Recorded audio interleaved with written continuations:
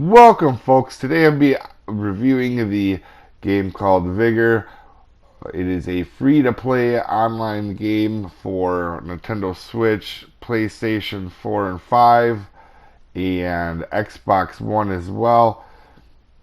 It is a shooter game, kind of a loot-based shooter game, I guess you would say. We played it, got quite a couple hours in it at least, probably 4 or 5. Figured I'd let you know some of the good stuff and the bad stuff about it. Uh, the good stuff, off the bat, I really like the graphics of it. It's really a very good looking game. Very good looking game. The tutorial is very simple and well put together for what you need to know on here.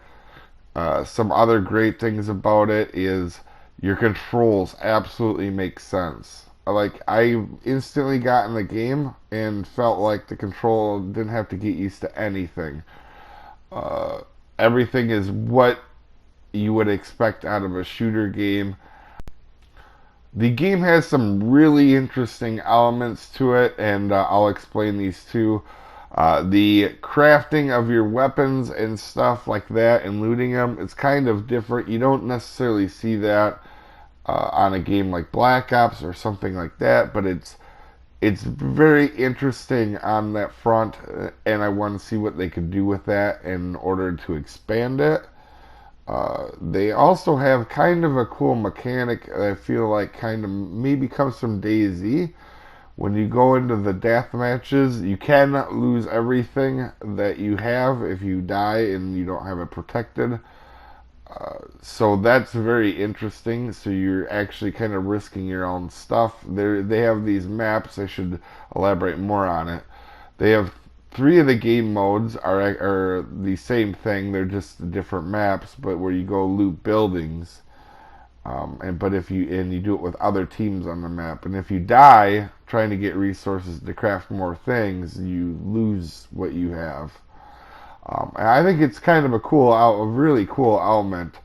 Uh, that being said, and also the base is really cool. You kind of have like a base setup. That being said, we're gonna start with the bad stuff. Uh, Very limited game modes. I think there's only actually 3 truly different game modes. There's obviously the one that has 3 different maps essentially, but there is some kind of real issues with the. Uh, I feel like the mechanics of the shooting, but it's not bad, and I don't like to use this word very often because I think it's thrown around way too often. Um, this game actually is pay to win, and let me elaborate on that. For example, a game like Fishing Planet, you can buy stuff, but it doesn't affect anyone else. It only affects you, and it's essentially the same stuff you're going to get in the game no matter what. This game, however, people can buy stuff and craft it and use it against you and hurt other people with it. So that's why I feel like it's a very pay to winny. And I understand this game is going to be based off of that because it's a free game.